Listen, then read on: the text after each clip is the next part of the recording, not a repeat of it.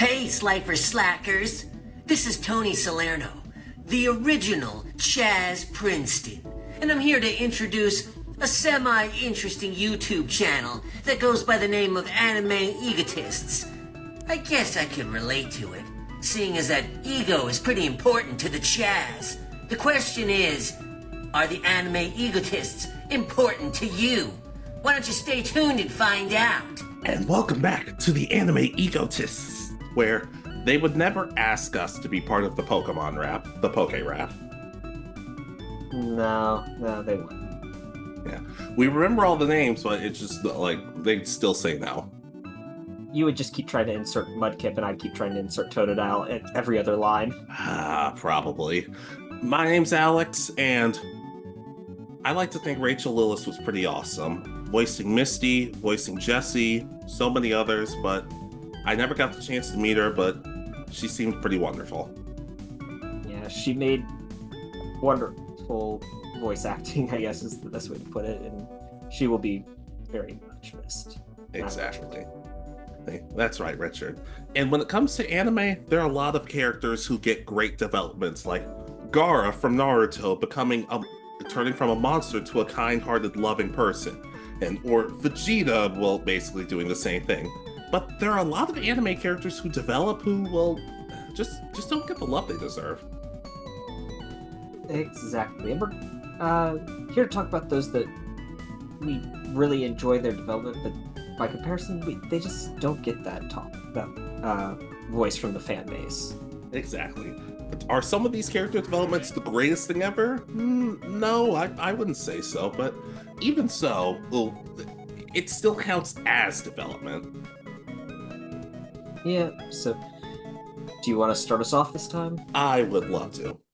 Okay, so the first character on my list, Klaus Lunetz from Black Clover. Okay. Okay, Klaus is I guess one of the higher ups of the Golden Dawn, and he works alongside Yuno, Mimosa, the rest of the Golden Dawn, of course. And a lot of people seem to forget he starts off the series very high and mighty. When he's introduced to Yuno, he tells Yuno to keep up it, like, even though Yuno's a commoner, he still looks down on Yuno and he's mean-spirited to him. And he's not that nice to Asa when they first meet either. But after going through a dungeon together, he realizes just how hard people like Yuno and Asa have been working, and he grows to respect them to the point where he starts off the series like, oh, I don't care what happens to Yuno or Asa, the commoners, to, are Yuno and Asa okay? That's all I can. Are you guys okay? Are you eating right? Hey, oh my, are you hurt? Like, he's just, his redemption, or I guess his character development happens a little fast, so people forget about it, but I don't know. Oh, Klaus, his change was cool enough to where, or even early on in the series, I was like, all right, Klaus, respect. Yeah, I've seen this development, at least part of it, through the episodes I've seen, and he really does. It happens fairly quickly, but it feels almost natural because he seems to grow to actually respect them and then actually care about them. So it's a very much I can see why those underrated just because of how Black Clover is treated by a lot of anime fans. Yeah. I'm not saying Klaus, like, if Klaus dies at the end, I don't necessarily think I'll be the most heartbroken, but I do think the series is a little better with Klaus in it. Yeah, I'll co-sign. I definitely see that because it is funny how much he seems to almost become a nervous parent for them. He's like an uncle to them. Seriously, it just what being so. Oh my God, are they okay? Yeah, he doesn't seem to pick up on the fact that Noelle and Mimosa both are interested in Asta, but to be fair, I don't think too many characters have picked up on that. Yeah, I'd be interested. I don't know how far into the series the anime's gotten, but from what I've heard, that there's a lot of stuff happening. So I'm interested to see how he reacts to some of the later stuff. I miss Black Clover. As I said, I'll co-sign. I definitely agree. Klaus goes through a lot of development. Uh-huh. All right, so my first one. So I put Ivy from The Weakest Tamer began a journey to pick up trash. This is a relatively new isekai that I think Well, it's kind of an isekai. It's really a weird one because the reincarnation aspect is kind of a back seat, with it being in like the voice in the back of your head is actually what's been reincarnated, not the actual person. They're two separate personalities. It's a little weird in that aspect, but pretty much Ivy is born in a rural village.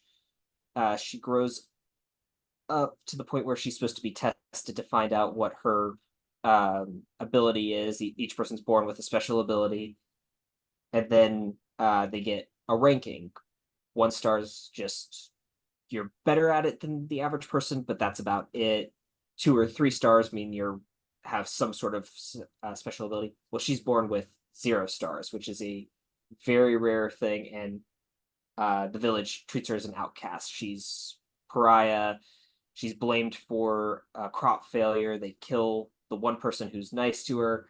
So she at the and this is all in like the first 1, 2 episodes. And she goes on the run, disguises herself as a young boy instead now. Then just to hide everything from everybody. She doesn't trust a single person. She makes her one friend, which is the weakest slime that can be destroyed by the gust of wind.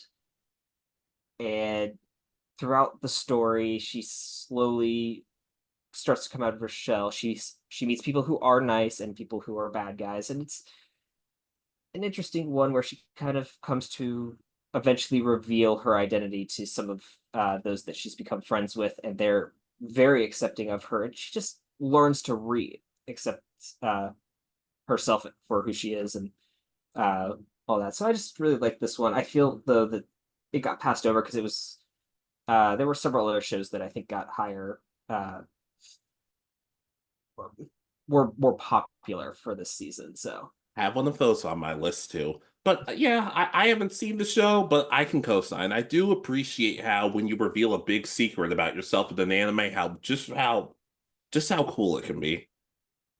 yeah, it just how even though she's considered so weak, she's such an integral part because of she's got the ability to tame such a weak monster. So I would recommend giving this one a shot. It's an interesting take when a lot of isekais go for someone who's so strong. This is it kind of does the opposite, which is interesting.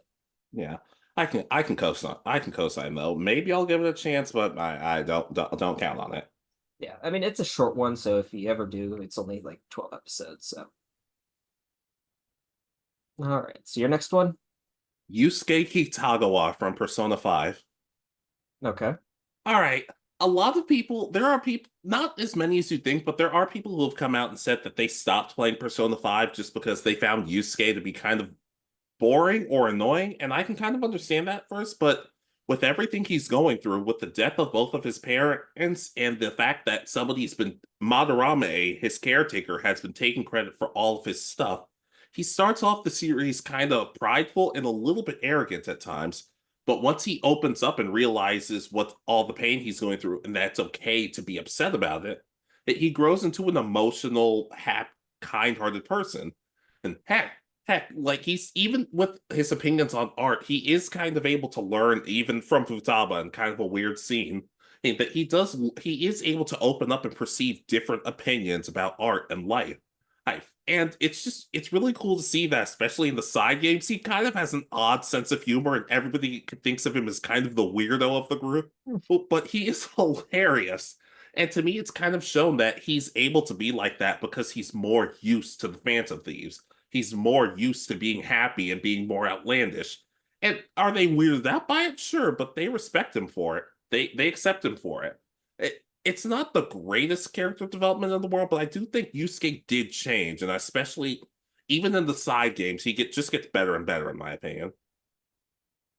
Well, that's kind of good to hear. I've played up to the end of his arc in Persona 5, and I just remember because he starts out very much as that tragic artist character studying under another master, uh, loss of the family, the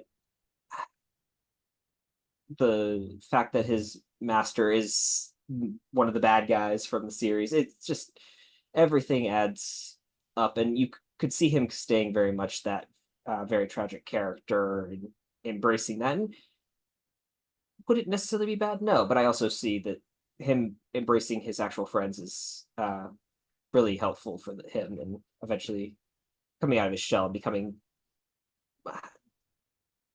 a more, I guess, funny person. I haven't seen that part yet, but I'm kind of interested now. There's a scene in Tactica where like Joker gets transformed into something on the battlefield, and Yusuke immediately is like, "Huh, you've been transformed. Very well. This won't change our bonds of friendship." I'm like, Yusuke, I swear, they make him a little too hammy sometimes, but when they get it right, they get it right. My sides are hurting over it. Yeah, I need to finish playing the original. Well, I guess I have, what is it? Royal is the version I have, so I have to finish playing that one. Yeah. But even like he just has a lot of moments where it is shown that he's growing. Like in Strikers, he's like one of the main bad guys. While he does reprimand them, he does also show, hey, when you're ready to finally step up and be a better person, please know I'll be the first person to support you. And there's still a tragicness to him because there's sadly a line of Mementos where they're just driving around and they'll have random conversations where he says, "Well, you guys always tell me not to stand out at school, but no one really talks to me in the first place." Just showing how close he is with the thieves that he's able to talk with them. Yeah, it's kind of interesting having the him be off on his own, because like all the others are attend the one school and he's off on his own, so it kind of keeps him a little separate in some scenes. Yeah. I will say they do make up for it because immediately after he says that, Ryuji's like, "You want to get a beef bowl sometime, man?" I'm just like, I love you. I love them both so much. That's amazing. I think I've seen a cutscene of them of Ryuji and him together having a beef bowl, or maybe it's all three of the male. One of Ryuji and Yusuke's special attacks involves beef bowls. So I'd like to think that like they bond over that. Okay, that must be what I've seen. Yeah. Yeah. But Yusuke, is he's developed as say Futaba, Makoto, Ryuji? No, but I do think in some cases he gets a little bit slept on, but yes, he is hilarious. Also, you can imagine marrying him in Tactica, and the results are about what you'd expect. Let me guess, you choose that option every single time just to see it. Well, he said, well, let me put it this way. At one point, he said, well, there are three important keys to marriage between us, Joker. Communication, helping each other, and of course, procreation. And Joker just sort of looks at him like, you want to finish that sentence? He is he I'm really interested because he doesn't become that funny in the anime, so I need to I need to finish the game just to see that. Is he funny in the actual game, in the main game? Yes, he does get funnier. He and he and Futaba have a fun dynamic, even if I don't ship it like some people do. But that's another point for another day. But he gets funnier. He's kind of overlooked sometimes. Yusuke is pretty cool. Yeah, I'll co-sign. All right, so my next one. So I put Erida from Food Wars. So she starts off as your typical tsundere at the very start, not letting Soma join the school just because she doesn't like that he's a diner chef. And it takes a little while for you to learn her backstory and learn what she actually went through. The fact that pretty much her father was abusing her, making her eat food to using her perfect palate ability to uh, figure out the which foods are actually the best in the world, so that he could create his dream where all food is created exactly the same and it's all at the perfect level. And he is just so controlling, and it's heavily implied abusive towards her. And you learn that her later on that her mother, who also has the same perfect palatability, uh, has almost gone kind of insane, kind of sickly, because it's the final stages of perfect palate is that all food pretty much starts tasting disgusting to the person because it's not, if especially if it's not exactly perfect. And Erina's, you find out that Erina's terrified that that's going to happen to her as well because of it happened to her mother. But she's throughout the story, she starts making connections with her assistant, then the members of the I forgot what the dorm's name is, but it's the dorm room Soma stays in that kind of hosts the unique people, and she goes against her father, and she just develops this kind of courage to stand up for herself. And then uh, in the final kind of arc story, it comes down to her and Soma in the finals, and Soma's like, "Well, I will keep coming up with unique flavors, stuff that's so different that you'll never be able to get tired and sick of cooking. That uh, you'll always have something to eat and be okay."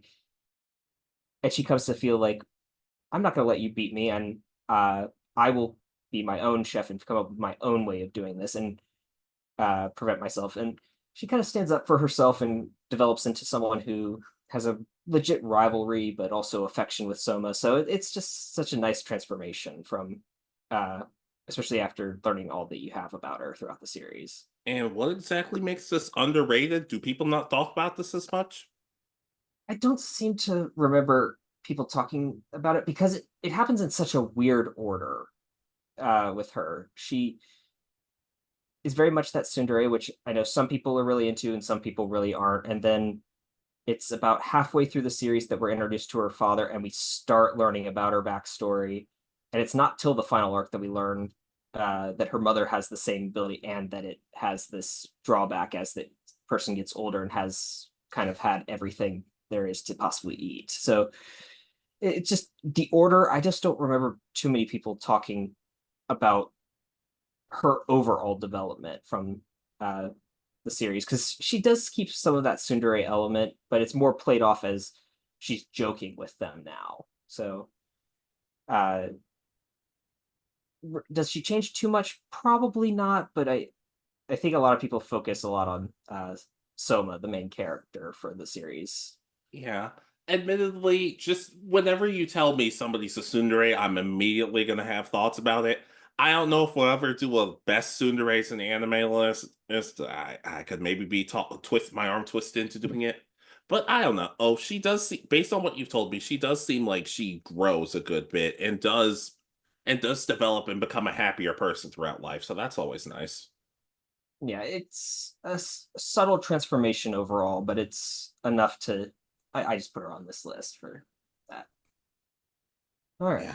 Yeah, I can understand. Maybe I'll give Soul Eater a chance, but I don't know. I don't know. I kind of don't love watching shows that make me hungry all the time. Yeah, I can understand that. That this one I haven't gone back and watched it since I finished the series, so Would you at least recommend it?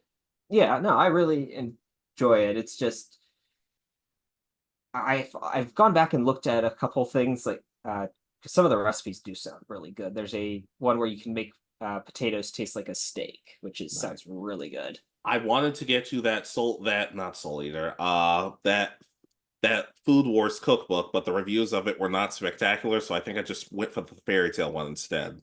Yeah, I've got it still.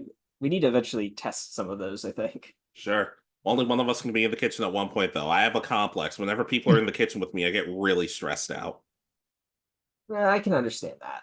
Yeah, yeah. But I can vibe with Arena based on what you've told me. Yeah. I think she was very much more popular when the show was premiering and coming out, but since then I think people have kind of okay, it's over and done with, and it's off on its own thing now. So, all right. So your next one? All right, this is one we can both talk about. Well, mostly. Dr. Crowler from Yu-Gi-Oh! GX. Okay. All right, so Dr. Crowler starts off very vain and arrogant. Only likes the higher up students, the elite students, but the Cypher Reds he looks down on. But Jaden actually helps him with that. Jaden helps him realize that there's more to life than just that even the weakest person can show off just how strong they can be. He does grow, and Crowler does realize that, and he also realizes that he has to protect his students. Like like when he goes up against Camula, he says, "As I know you want Zane and his spirit key and the rest of my students, but if you want to get through to my students, you have to go through me." And he even does that again in season 3. When there are a lot of evil dual ghouls who are trying to take over, and he multiple times he tells everybody, "Get out of here. I can handle this. I'll leave the rest to you, but I'm going to hold them off so you guys can escape." It gets a little muggy because sometimes in season 2 he wants to tear down the Slifer Red Dorm, but then there are other episodes where he wants to protect it, so it's not always fantastic. But I don't know. I just and from what you told me specifically, a lot of people hate Crowler, which I can't. Couldn't be me. He's one of my favorite characters. I just feel like his change just doesn't get talked about as much. Yeah, I can see this, but I also understand because he becomes so wishy-washy in season 2, where he kind of goes back to being that bully when he's serving as headmaster for the school and wanting to destroy Cypher Red and all that. Just I can see that where a lot of people don't like Dr. Crowler. Is he my favorite? Probably not, but I still can enjoy him on an occasion. And I do respect when he uh, steps up for his students, because that's what a good teacher, professor, headmaster would do. So I can see his growth is there. I wish that there was a bit more in season 2, kind of not necessarily completely changing him, but giving maybe like he's trying to get everybody promoted, but some students don't want to leave Slifer Red, like Jaden and There is somewhat of a story about that in season 4, if you don't mind me going into it. oh, okay. Okay, so in season 4, there's an episode where when Jaden comes back, Crowler calls him out and says, "Hey, you haven't done half of your work to graduate." Hey, and Jaden's not really up for it, and it's actually in. And Crowler says, "Okay, I'll tell you what. If you beat me, you can graduate. But if you lose to me, then you and all of the graduating students have to repeat a grade, have to repeat this grade." And it seems like he's just being his old self, but that's not what it is. Deep down, he actually thinks to himself that he's going to miss all of his students and all the time he's spent with them. And it's actually revealed that this is the duel that got Jane to snap out of his depression for the most part. And throughout it, the students are cheering. They're not cheering for Jaden. They're not cheering for Crowler. They're just cheering for a good duel. And at the end, Jaden thanks Crowler for everything. And in one of the penultimate episodes, Crowler tries to give a speech to the graduating students, but he can't do it because he keeps breaking down in tears and they have to carry him away. It's like, "No, I can do it. I promise I can do it." So that helps immensely. I think season 4 is where I was like, okay, Crowler's one of my favorites. He's awesome. I wish season 4 had been dubbed. I mean, I'm not even up to all the way to season 3 yet, but if if I knew that the entire story had been dubbed, or at least the needed parts had been dubbed, I would probably be more willing to just sit down and go through all these episodes as fast as possible. But knowing that there's a large chunk of the story, because from my understanding, it just sort of ends because the English dub just sort of Yeah, ends. yeah. It's There's no real, 26 episodes subbed. It's not that much, but but there's aspects because of how from my understanding, and I followed a little bit of what season 3 is with the uh oh god, Supreme King arcs and stuff. There's a lot of stuff that happens that gets resolved in those episodes in season 4. yeah, sort of. If anything, I kind of feel like season 4 kind of stands off on its own too much. Like a lot of the stuff that comes up in season 4 gets resolved in season 4. Or like Bell from season 3 barely gets acknowledged in season 4, which is kind of a down point, but I never liked Bell all that much anyway. So I'm a little conflicted on how much I kind of don't care, but I don't know. Like I said, let me put it this way. I think the main villain and the like overarching story of season 4 is not that good.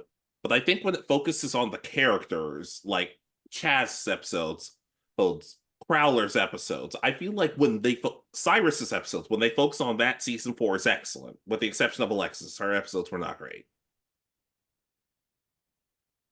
Okay, I the weird part is because Alexis is, I think, the only one that's has come back in the series in some form since them. Well, she's in Arc V, or Arc 5 or whatever, but apparently it's a different version of Alexis, so it doesn't really count. Okay. But like I said, Dr. Crowler, or what, 1 out of 4 seasons, it wasn't perfect, but I still think that when you finally watch the full series of GX, you can tell just how much he's grown. Okay. Yeah, I'll co-sign. I need to see season 3 and maybe watch season 4 subbed just to get the whole overarching view. But overall, I can kind of agree just based on what happens during season 1 at least. Yeah. Yeah. I do have a headcanon about something about Dr. Crowler, but that's another list for another day. All right. So my next one, I put Helmeppo from One Piece on my list. Agreed. So he was the spoiled son of Axe Hand Morgan, who was kind of one of the first antagonists of the series. Uh, very much this whiny brat at the start. Is forced to join the Marines with Kobe and serves under Garp and gets trained up and becomes this how to put it, I think he's a commander is his rank. So kind of a mid-level officer, but he's really changed a lot. He's not necessarily going to be the strongest. I don't think he ever will be, but he's developed a good bit. And from my understanding, he's part of Sword, which is a kind of secret organization within the Marines uh, that's more aligned with creating a better world than necessarily preserving the one that they're in. So I'm kind of interested to see where they go from here with him and Kobe. He'll always be overshadowed by Kobe's growth from the start, uh, but that's not necessarily the problem. He has gotten a lot more interesting than he was, because when I watched those episodes that were following Kobe and Helmeppo, it was just disappointing because it was like, oh, we have this really whiny character and, well, actually two kind of whiny characters because Kobe was growing on me at that point. True, but it also does help that Kobe was kind to him at first. And while it didn't always work out, you can see that the kindness did have an effect on him later down the series. So it makes Kobe that much better too. Yeah, because it's one of those that they they become a good pair to working together to uh through different events because they're in the Water 7 at the end. They come with Garp, and it's revealed that they've gotten a lot stronger. They're not as strong as Luffy has gotten, but have reached kind of his level at the start of the series. And they both serve in Marineford. Again, Kobe's the main focus here, but you still get to see Meppo helping out with like protecting before the world nobles get together to have a conference. So there's a lot of interesting little things that he does so far. I'm interested to see if they give him a big event during the finals And yet, decade of the story. and sadly, through all of that, Luffy and Zoro still won't recognize him. That made me so sad.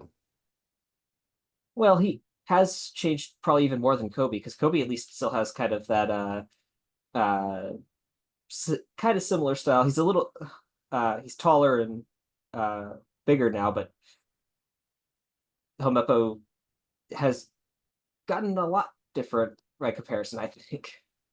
Yeah, but I can co-sign. I do kind of understand though why this one kind of gets slept on. Heck, I kind of give Buggy a little more credit than I do Helmeppo. Yeah, I can see that. Uh I don't know, but Buggy always falls into everything though that he gets. Being named a warlord, he was kind of given that, and then now being an emperor of the sea, it's like, wait, what? How did he do this? True, though, to be fair, him and Luffy are a lot different. Their dynamic is different now than when they first met. Yeah, when they start out, I'm trying to think of how to put it. Buggy was uh technically on par or even considered possibly stronger than Luffy, and now he's just become kind of a joke, unfortunately. I wish he would have won a couple fights at least. I know he's supposed to be comedic relief, but showing him beating up some lower ranked people would have been kind of nice to see. No, no, Luffy made sure it wouldn't happen. You stabbed my hat. You're not getting any more screen time. You're not getting any more credible screen time. This is what you get. Which is funny because you would think that he would know that because he served on Roger's crew, so he would know where the hat's from. Well, semantics. Okay. I don't have an answer, but yeah, Helmet. I understand why it gets slept on, but Helmet, he still deserves respect in some cases.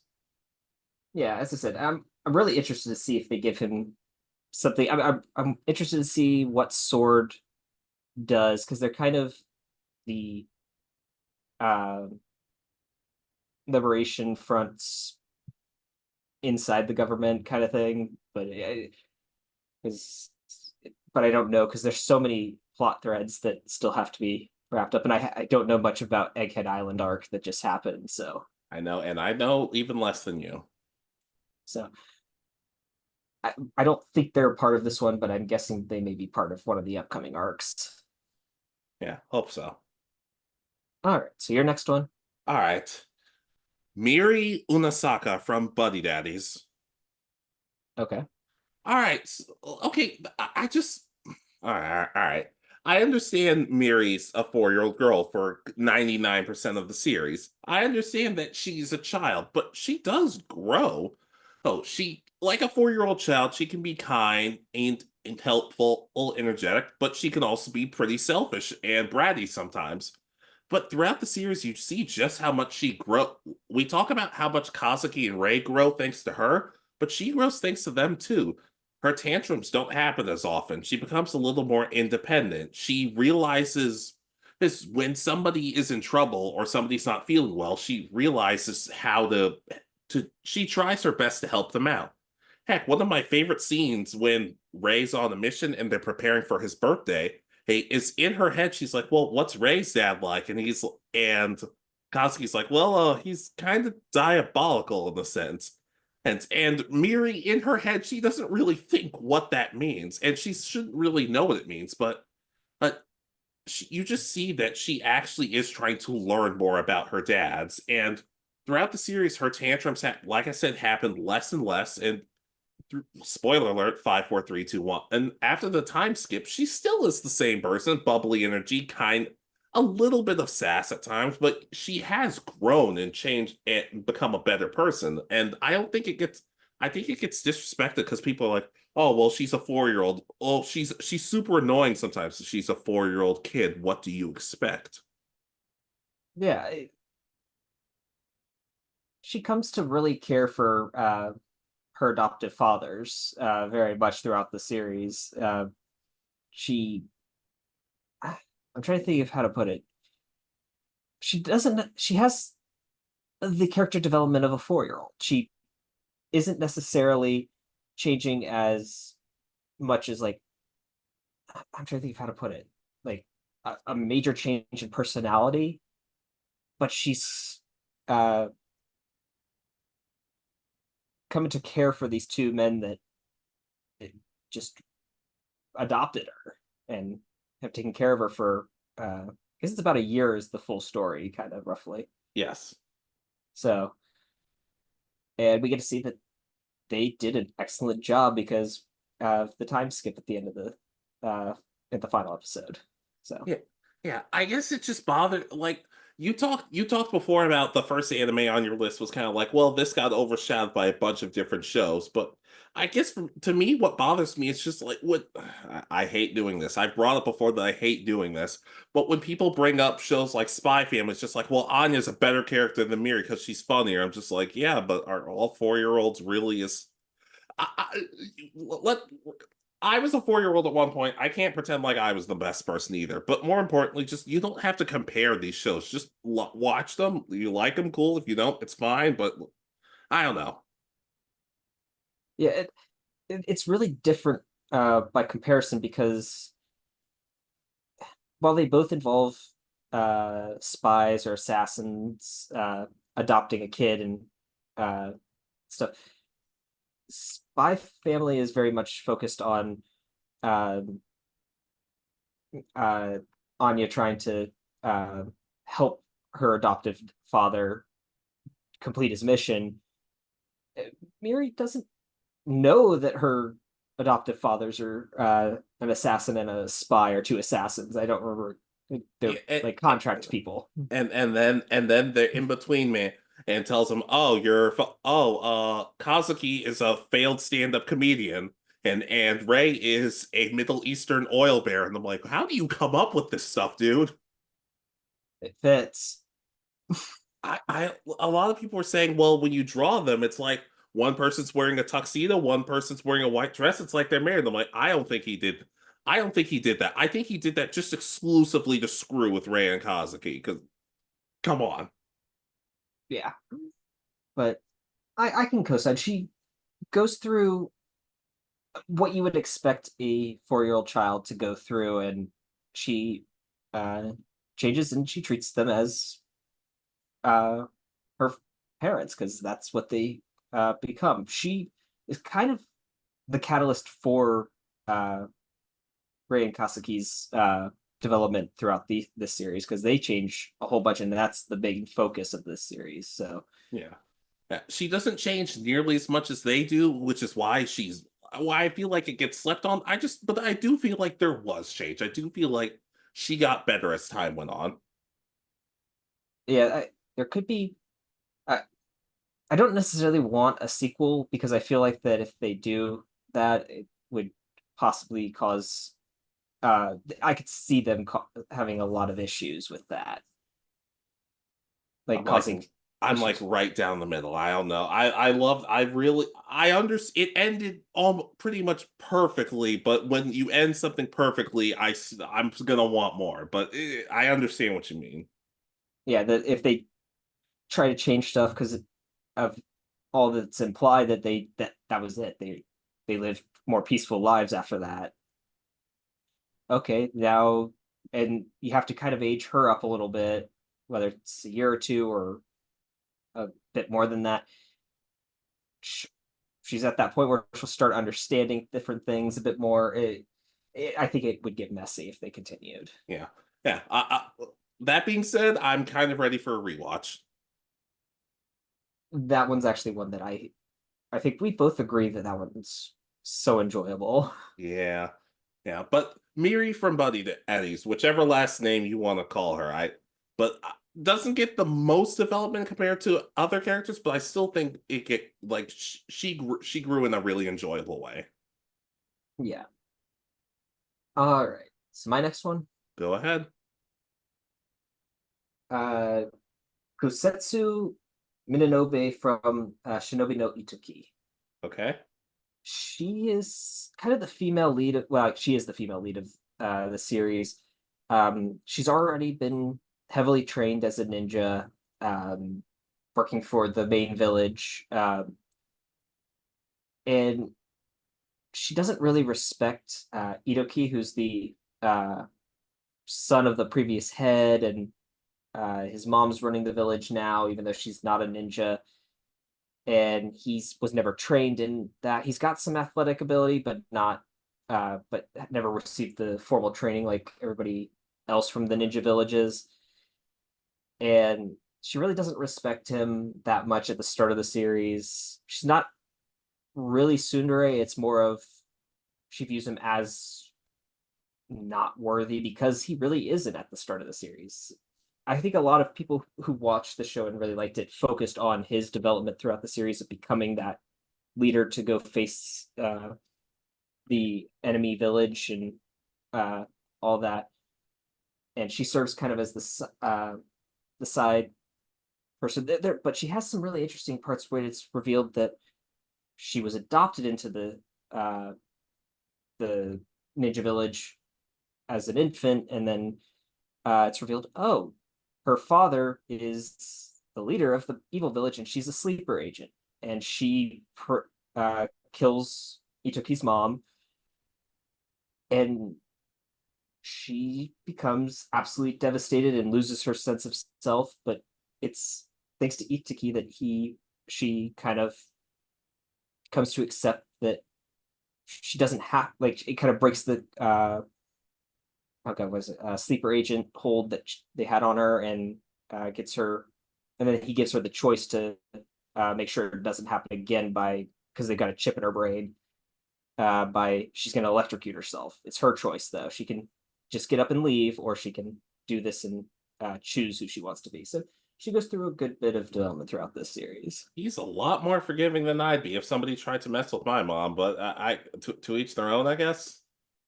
Well, he quickly learns that she has this control and chip in her brain, and based on her reaction, it's her wanting nothing more than to just run away from the village. And he's like, yes, you can do that, or you can work on getting forgiveness for yourself for even though you weren't really in control of your actions at the time. So it this is a show that I enjoyed, and I think that with her development, it just gets overshadowed because Itaki goes through uh, so much of having to become the leader of the village so quickly, and even though he never went through most of the training that the others did.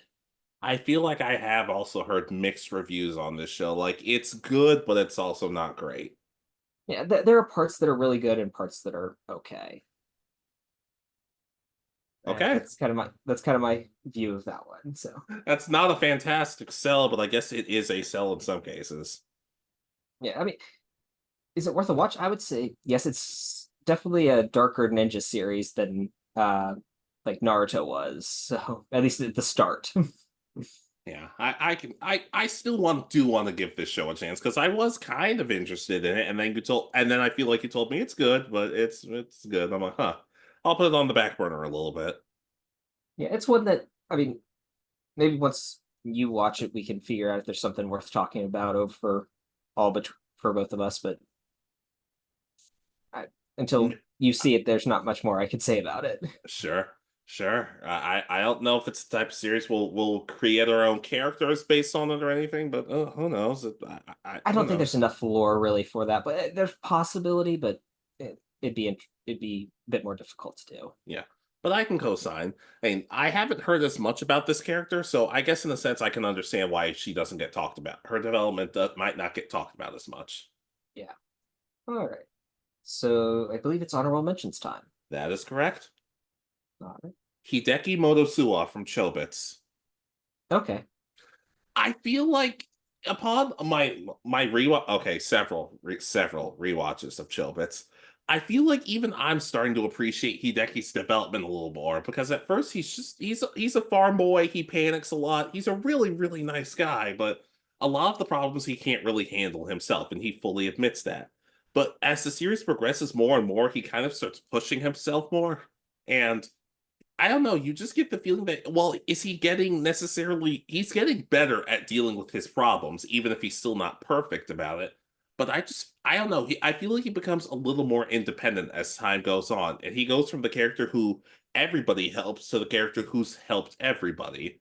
And I would always focus on Chi during my Chobits watches, but lately, I don't know. To me, Hideki's the star of the show. Like, he's a character I feel like even as much as I love the show, even I kind of feel like I didn't give Hideki the proper respect because he does grow. It's a little more realistic. It's not as grand as other characters, which is why it's on my list. But I don't know. I don't know. Just I've grown to appreciate his growth more than I used to. I can see it. He does change, and it's interesting because he starts out as someone who kind of needs help from everybody around him. He doesn't understand technology. There's different things going on with his job and all that. But then, at, thanks to Chi and all that, he gets to actually be the one helping others, whether it's oh god, his colleague from work with her, I guess, love life. Yumi. Yeah. I guess the I know he helps the boy genius character. Again, I don't remember all their names. I could remember. I knew Minoru. that's what you're here for. I'm glad you know because I never know anymore. Yeah, but I don't remember him necessarily being that much help to his kind of best friend and his teacher when they run off together. But that's kind of its own story in and of itself. In his defense, when she comes over one night and she kind of she asks him in his sleep. She says, "Hey, is it wrong for somebody to fall in love with somebody else?" And he does tell her, "No, I mean it can be, but remember, you can't always help how you feel. You're not a monster for feeling a certain way." So he does help them in that regard, and admittedly, his teacher appreciates it more than his friend Shinbo does. Because Shinbo, I like you, but like there are some times where where I rolled my eyes. I'm like, dude, be nicer to Hideki. Yeah, he kind of is the I guess kind of city boy, or he's more of like the guy who grew up in the suburbs and but acts like he knows everything when by comparison to Hideki who grew up out in the country. It's kind of that sort of relationship it feels like because you're also at this cram school for getting into college, so you're not necessarily uh, in this the best place either. So Yeah, and my Persicom could kick your Persicom's ass. So watch it, buddy. I think that's called oh god Steel Fist. I don't know. There's some movie that's about fighting robots. I thought it was called Pacific Rim, but okay. Well, no, the one I'm thinking about is like literally boxing matches between robots. I love how none of us went with Transformers. That's in and of its own thing. So Yeah. But Hideki, like he's a simple character, but I do think he did grow in a sense. And I think even I need to start putting more respect on his name. I can kind of co-sign. I yeah, because he changes, but it again, it's also kind of subtle because he still remains that kind of. He doesn't lose himself to in the technology. He still has that. I'm not fully understanding everything, but I accept that what's going on. And Which I appreciate. If he's just become a total bass at the end of the series, I would just be confused. I'd be like, this doesn't fit him in the slightest. yeah. All right. So my first honorable mention. So this is I put Mira Jane from Fairy Tale after thinking about last week's fight and all that. Hmm. It and I made it an honorable mention because she kind of stops growing and changing kind of at the uh when her little sister comes back, and I realized that threw me off, and I was which is why I put her as an honorable mention because it feels like she was going through this overarching story of you meet someone who's had this major tragedy of like losing both parents very young, being the eldest sister, trying to take care of two younger siblings, watching your youngest sibling die because the older sibling lost control of his powers.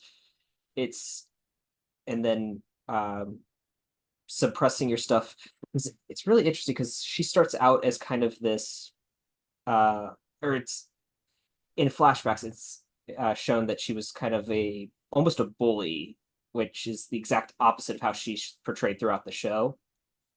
And again based on the fight, she regains her powers to protect her brother and the rest of Fairy Tale. So it's just I don't know. We get all this build up as if she's gone through this tragic. She was one way, tragedy changed her, but then she learned that she has to still step up to uh, be who she needs to be sometimes, and then it all kind of stops. So she goes through a lot of changes by comparison to a lot of the Fairy Tale characters, in my opinion.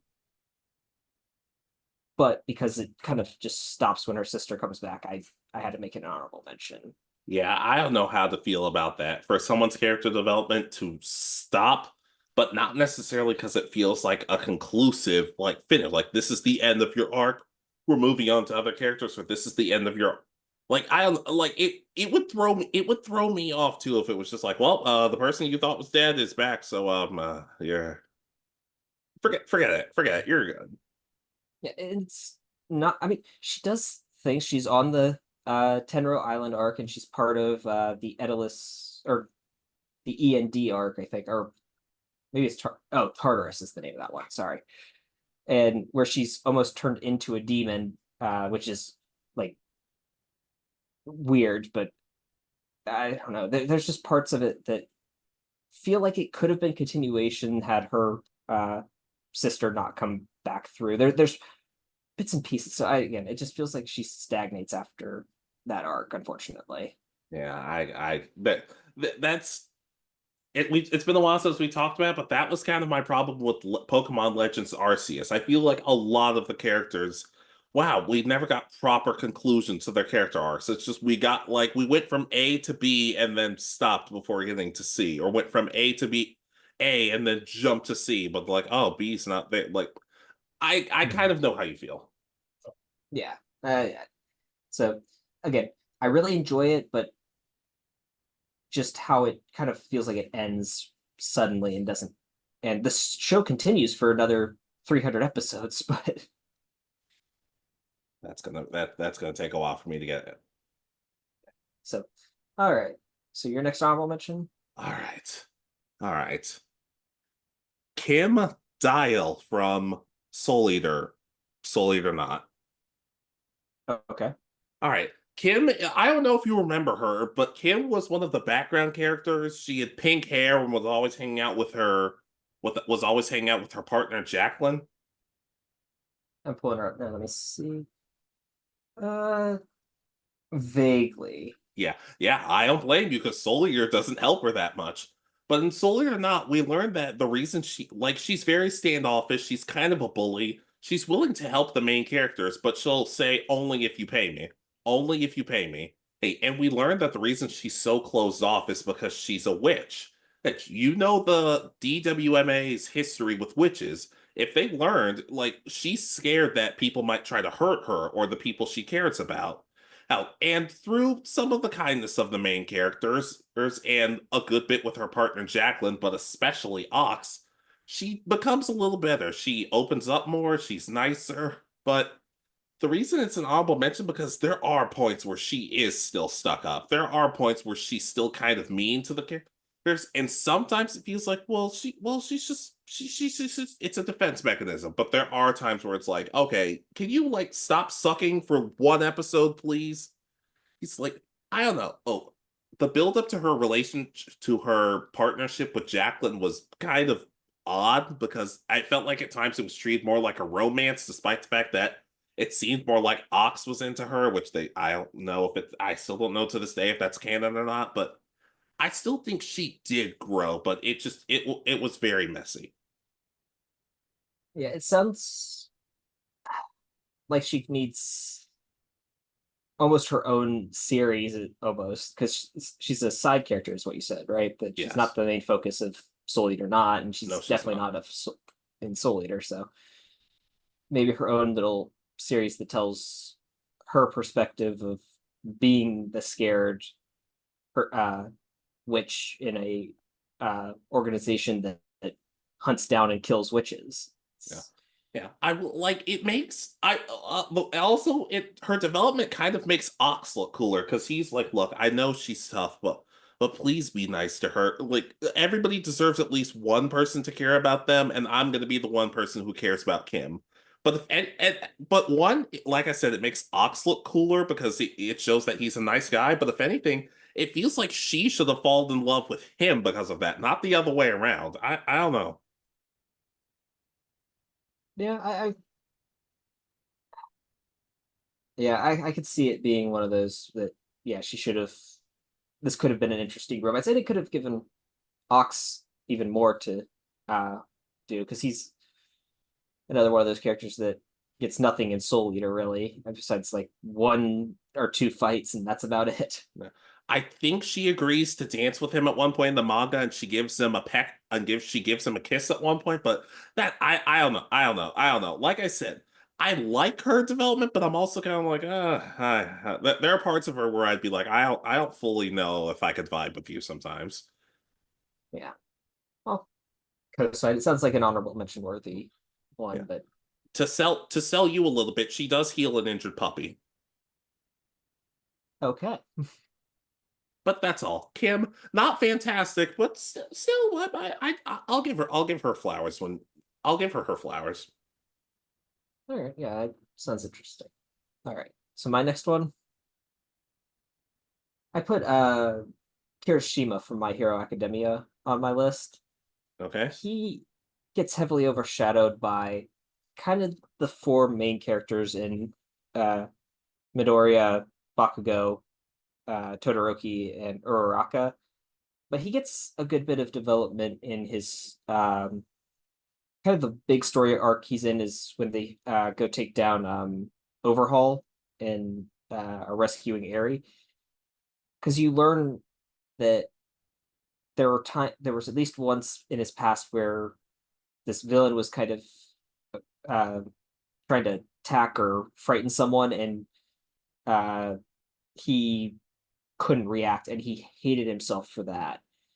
And he's kind of tried to remodel himself after uh, his favorite hero, who uh, was kind of in a much older generation, but is very chivalrous and wants to go all out no matter what. And he realizes that he's even though he's absolutely terrified, he still has to step up and kind of embraces that. So you get this nice arc of learning that he wasn't always the way he portrays himself, and even now he's gotten some training. He's still not fully uh like ready to stand up by himself, but he's willing to still uh run out there in front of his mentor and help protect him long enough so that his mentor can set up his next attack to end the fight. So it's just a nice overarching little bit of development, but it's it gets a lot heavily overshadowed by the big four of the series. I'm gonna be honest, he's not a character I expected any sort of backstory for. Yeah, he's kind of this shown as just kind of this like background almost character at the start, but then he develops a weird friendship with Bakugo, and then they he just keeps getting little episodes here and there by comparison to some of the others. Hmm. But that's about all I have for him. Again, it's not very long, but it's like I enjoy his development by comparison because he gets something by comparison to a lot of the side characters. Yeah, I can understand. And I have at least heard of it about him, so I feel a little bit proud of myself for that. Yeah, he kind of falls into that same category. There's of like the tier below the main four or five characters in the series. Yeah. I will say though, a character who was cowardly at one point, but now kind of overcompensates. I'm starting to see where you got the inspiration for your Soul Eater character, whether that's intentional or not. Yeah, I do enjoy some that kind of story arc a little bit. Yeah. But Kirishima, even I don't know if I can fully hate this guy from what I've heard. I would hope you wouldn't be able to hate him. He's tries to always be friendly to everybody as well, which is, Yeah, but you know I haven't touched this show. and I don't expect you to anytime soon, if ever. Yeah. But I can go sign. He does seem his. I can understand his development getting lost, but it still deserves some praise from what I've heard. Yeah, and I think he would be one of the few characters I think you would actually enjoy. Him and Tokoyami are the probably would probably be some of your favorites, I would imagine. Tokugami's not the main character, so why should I watch? Maybe we'll get a sequel series that's just about Tokoyami, just off on his own. I'll take it. It's just him standing on a rooftop brooding, and you get every so often you get him grunting. Yeah, and then saying his catchphrase. It would probably be the best episode. All right, your last honorable mention. Konohamaru Sarutobi, Naruto. Okay. Nobody talks about just how much he's grown. I went back and rewatched the first episode he's in. He's an obnoxious brat. He obviously he wants to learn from Naruto. Oh, but he pulls pranks on people. He doesn't really understand what it means to be a ninja. But over time, he does grow to respect Naruto and even respect Ebisu a bit as his sensei. Hey, he grows stronger, and even the moments where where he learns his grandfather, the third Hokage, is passed, he's still being a brat, which makes sense. But throughout that episode, he kind of learns that he can't be selfish and that the rest of the village needs another Hokage and we have to move on at some point. But there are always little moments with Konohamaru where you can tell he's not the same kid from the second episode. So he stands off against pain. He manages to hold off one of the paths of pain. Hey, and now he's teaching Naruto Boruto, Sarada, and Mitsuki, even though it doesn't make sense because Sarutobis are supposed to teach the Ino Shikacho trio, but I guess Kishimoto forgot that. But I don't know. I feel like when you look at Naruto characters, you look at Gaara, you look at Sasuke, but nobody talks about just how much Konohamaru has grown. Yeah, I can definitely co-sign onto this one. He definitely changes from that the there's no other word for it, brat at the start of the series to really kind of being that annoying younger brothers, how he acts heavily during like the tuning exams, following Naruto around trying to uh learn from him to the point where you get that him in the pain destroying Konoha arc and him being one of the only other people to actually defeat a path of pain. It's he goes through a lot, and then uh him being like one of the few people left in the village uh during the war arc because I guess he's still supposed to be getting at that point. I think it's really confusing. Yeah, yeah. But uh yeah, but he continues to grow and become uh a very interesting character. I'm I don't know. I wish they did more with him at the start of Boruto. There's some aspect because at least the episodes I remember watching, he doesn't do much. I think he has an arc where I think he does have his own arc, but I don't know how important to the story it was, but I guess it still counts. Yeah, where I got to in the series, he's just kind of been their leader, and and they kind of do the same thing that they did with Kakashi during the Land of Waves arc. He uh during whatever the first fight is, he becomes injured or confused in some way, and that's about it. Yeah. And heck, you can tell he kind of rubs off. And one of the best things for me for a character is when they start to rub off on somebody because during the pain one of the ads of pain goes after Ebisu and says, "Tell me where Naruto is, and I might let you live." If an Ebisu thinks to himself, "Naruto's a member of our village, and I'm not selling him out for anything," remember how Ebisu felt about Naruto in the beginning. So it's cool for Konohamaru to have done that, and I guess I have to give Ebisu some credit too because he didn't sell Naruto out. Yeah, Ebisu's grown on me. He gets a lot of shit for being a bad sensei, but I think he actually isn't necessarily that bad. It's just he's not the strongest. But he might be a really good teacher is his thing. Yeah. Well, my point with Ebisu is we don't see enough of Ebisu to know whether he's a good sensei or a bad sensei. If somebody were to tell me Ebisu's the worst sensei in Naruto, I don't know if I could side with them because I'm just like we don't see that much of him. I can't tell you. The rest of Yeah, it, Konohamaru's team seems pretty strong, so I don't know.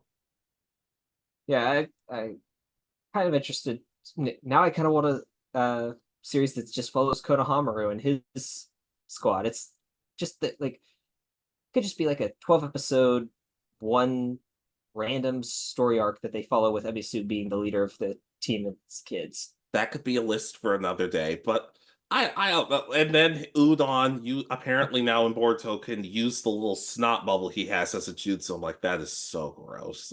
I know as a guy I should be like, oh, awesome, but I'm like, no, that's wrong. Yeah, that's his special ability. He can give everybody every disease in the world. You and I just got done from being sick. I would put some respect on his name. Yeah. Thank you. Okay, go away, please. Yeah, but Konohamaru, he's not really talked on as much. All right. Yeah, I can kind of understand that. All right. So my final honorable mention, I put Magma from Dr. Stone. He doesn't necessarily change personality wise throughout the series, at least up until this point, but he's come to respect Senku and the rest of the kind of science and brainy people. Magma starts out as an antagonist. He's all bronze or all brawn, very little brain. He serves as the antagonist during the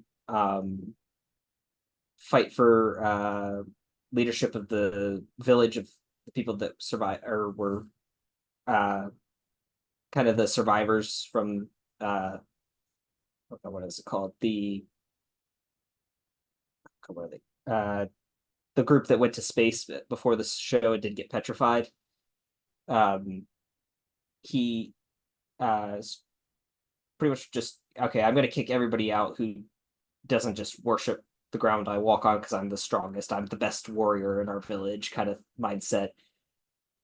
But then when Senku rescues him and he starts learning about science, he doesn't understand it at all, but he comes to really respect what Senku and the brain people are doing.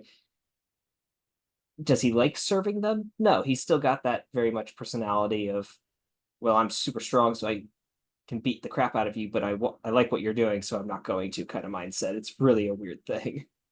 Yeah. So I sorry, go ahead. so I put him as an honorable mention because he doesn't really change too much, but his growth comes more from like learning to partner with others. Yeah. I feel like I've heard stories about this. I feel like I've heard you say you like him, but you also kind of don't. I can kind of see where you're coming from with that because even when I finally start Doctor Stone, I don't know how I'm fully gonna feel about him myself. Yeah, he's one of those that I think his personality could change a little bit more, but I don't want him to become a full brainy scientist person or anything. But I want to see him maybe just be a little bit kinder in his words than he is because he's still that part he's not changed at all. He's still very much like uh all talk and now he doesn't do too terribly much. He's physically strong still, but that's about it. Yeah. Yeah, I hope so. I hope so. I still don't know what it is with Dr. Stone. Every time I look at him, like, I feel like I'm gonna like this when I finally bite the bullet and start it, but something's off. And like I said, I don't know I'll ever know if that is. It's just something in my brain.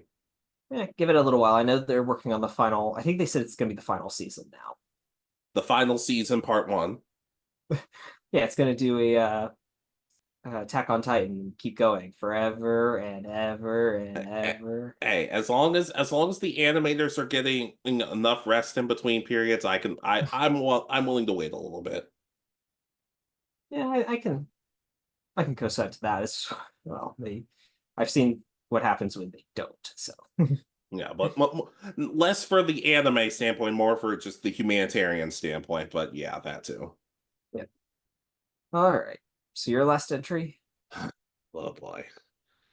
Kosaki Onodera from Nisekoi. Okay. Onodera Kosaki Onodera is the kind-hearted yet timid and shy love interest for Raku. And a lot of people really misunderstand her character. A lot of people look at her as like, oh, well, she's the perfect one. She's great at everything. She's great at everything, so she's boring. And I'm like, that's not Onodera in the slightest. Onodera's clumsy. Onodera gets scatterbrained. Onodera kind of lets people walk all over her and doesn't express how she fully feels at first. She doesn't go through some giant transformation where she becomes some badass pushing people around, but she does grow to be more mature and vocalize how she feels. She gets less nervous. She voices herself and it feels subtle, but it's still something that's really enjoyable. It feels real. You feel like she's still a kind-hearted person underneath her growth, but she's willing to and to like herself more. Like her story is her self-esteem. And there are so many people who just see her, oh, she's the perfect one because she's nice and friendly. I'm like, no, there's a lot going on in this character's head, and people don't recognize that. It's not always perfect. There are times where they backtrack a bit, but it's episode by episode. Oh, and the manga does her a bit dirty, especially in the ending. But I don't know, she clearly got better, and the fact that she actually did confess to Raku at one point was pretty cool. Yeah, so is she the only love interest, or are there other? There are others, but she's like the number two. Okay, yeah, it's very rare that a secondary, sorry, love interest confesses in an anime. Usually, it's one of those I'm gonna step away kind of thing and let whoever won uh do it. So that's definitely an interesting aspect of someone who's willing to say that yes, I also love you kind of thing. Yeah, it doesn't. Spoiler alert: 5, 4, 3, 2, 1. It doesn't work for her. She gets shot down by, and of course, Raku ends up with the tsundere because why not? But like I said, like as much as I like Onodera, it's I've said before, I don't care who he ended up with. I just care if the story leading up to it was good, and towards the end it was not. So it did. So nobody was really all that satisfied. But I give Nisakoi a very hard time, but I also think no one really understands Onodera, and I just think that her character development's not perfect, but I think it's subtle, and I feel like it's very realistic. She doesn't change the person she is, but she grows as a person, and I just don't feel like anybody really gives her a fair shot. Okay, yeah, I unfortunately don't know uh more than what you've kind of told me about this show, so I don't know. But and I know with the Sundari wedding in the end is not your favorite thing, so I It's can see just, this why this. Would you say the show would be better had uh this character won? not necessarily, like I said, if I feel like the build to whoever he was supposed to be with was better, I wouldn't care who it was with. But it's very much one of those, wow, even if the person I had wanted to win won, this was still a boring, lackluster ending. But like I said, the show has its moments. I actually do feel like the third love interest, like the third tier love interest, I actually think she's the best character. And I'm like, dang, I feel so bad for her and what she went through. I kind of wanted her to win, but like on the Dare was pretty cool. I just wanted to give her flowers because like she deserves it. Okay. All right. Maybe I'll give this show a shot eventually, but it's not necessarily my cup of tea, so who I knows? understand. I understand. All right. So my last entry, Please. I put Krillin from Dragon Ball through Dragon Ball Super on the list. So when Go you go think go back, go ahead. I so he starts out kind of uh cocky, trying to um outdo Goku throughout uh, uh start of Dragon Ball, but he eventually develops a good friendship with Goku as they train under Master Roshi. Um, he kind of gets a little bit jealous because Goku does seem to grow faster than him, which again is later explained when it's revealed that Goku's an alien with the Zenkai boosts and all that. But a lot of Krillin's development comes kind of towards the middle and end of Z through Super, and that's what I kind of realized. Wow, Krillin has actually kind of grown as a person by comparison to how he used to be. Because at the if you went just based on Z, he kind of just gives up because he can't compete with Goku anymore, and he loses his kind of love for martial arts and all that, becomes a police officer and does his own thing. Narc. And then, but in Super, it's he kind of starts to accept that yes, I'm not as strong as my I get kind of best friend in Goku, but I'm still stronger than the average person by a lot.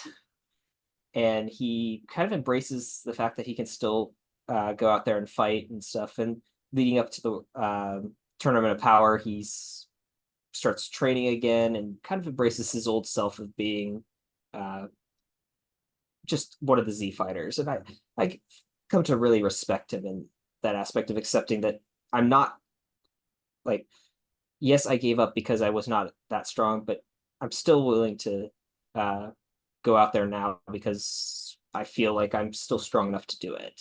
When you take into account who he was in Dragon Ball, I can absolutely understand that. I do think in a sense, that some of his moments, like especially in the movies, are really slept on. Like he has some awesome moments in the movies, like in the Android 13 movie. But I do feel like there are times where I'm like, dude, like I do feel like there are times he takes enough steps back to where it can kind of bother me sometimes. I really wish he had maybe another couple of moments in the Tournament of Power, and uh, I don't really feel like he should have given up completely on being a martial artist during Z, but I understand why. Goku's dead. He doesn't really have. He knows he can't compete with Vegeta and Gohan at their level. But then they retcon that through Super, which feels like it could have been just okay with him going, or if it had just been him still training, kind of staying on Tien's level of commitment. Tien never gave up, even though he's not never going to be as strong as the Saiyans, but he'll be still one of the strongest humans. Yeah, but that also never kind of bothered me. Like, so let me get this straight. Krillin's the strongest human, but he gave up training. Tien trains every single minute of the day, and you're just like, no, you're not the strongest. No. Yeah, maybe that's something we'll need to discuss is character evaluation of Dragon Ball Z and characters. Yeah, then again, it might just be my bias because you know I love Tien. No, in all honesty, it doesn't really make sense that Krillin should be the strongest because that's said in Super, if I remember correctly, and it's Something like that, or the original Z. I don't remember. I can understand maybe during the Android arc, but after that, Tien would have to be a bit stronger because he at least he's the only one of the humans that keeps training. Yeah, and he also did totally screw the Earth over in the Android arc, but that's another video for another day. Ah, why Krillin almost destroyed the world just to get laid? Yeah, I don't know. I'm gonna be. This might sound petty, but I still don't think I've forgiven him for that. I think ever since I learned about that, I haven't been able to look at Krillin the same. I'm just, and the worst part is there's a way to fix it, but I'm saving that in the back of my head. Yeah, but I put Krillin on my list because I feel like I really do enjoy his Super development, where he kind of comes to the point where he accepts that while he will never be the strongest, he's still willing to go out there and do what he has to. Yeah, especially compared to when you take in Dragon Ball. I also remember in Super when he's going through some training method, and he is remembering all the times he's been killed or all the times he's gotten his butt kicked, and that is motivating him.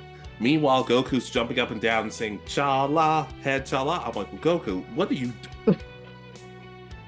I never expected Goku to be the one to break the fourth wall, but here we are.